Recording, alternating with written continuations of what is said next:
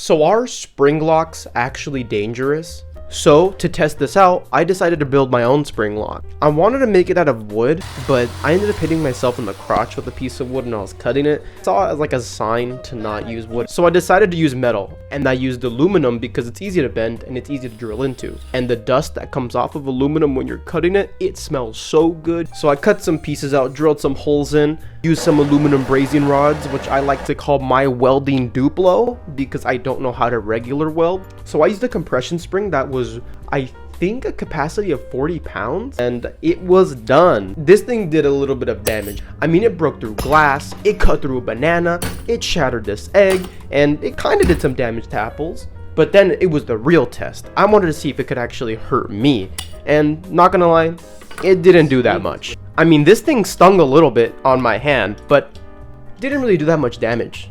And my spring lock is actually a little stronger than the ones that you would buy on adamandeve.com and Amazon. So usually regular spring locks won't hurt, but I can fix that. So when you search up spring locks on Google, you don't actually come across regular spring locks, and instead all of this.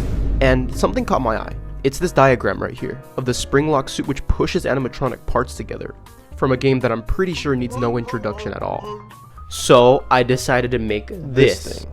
This looks like a rejected saw trap, and that's basically what it is. See, when you put your hand in this thing, like right here, there's two spikes. I don't know if you can see them. So if you can see that, those are those two spikes right there.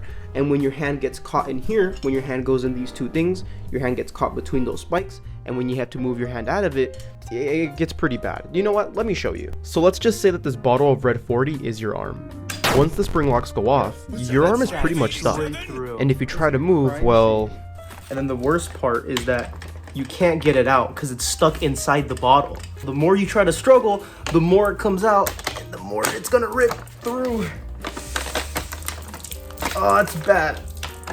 So you definitely do not want to put your arm in the spring lock arm attachment, because even the sides of this thing are pretty strong and they have a lot of force. So not just the spikes are going to be your problem. You know, after this project, it really taught me that spring locks can be pretty dangerous. You know, before this, I thought that was all kind of bullshit, not gonna lie. But you know, after this, I learned that they can be pretty dangerous. It's just how you make them and use them. And you for sure don't want to shove spring locks up your butt. I know they go fast forward really good, but don't shove them up your butt.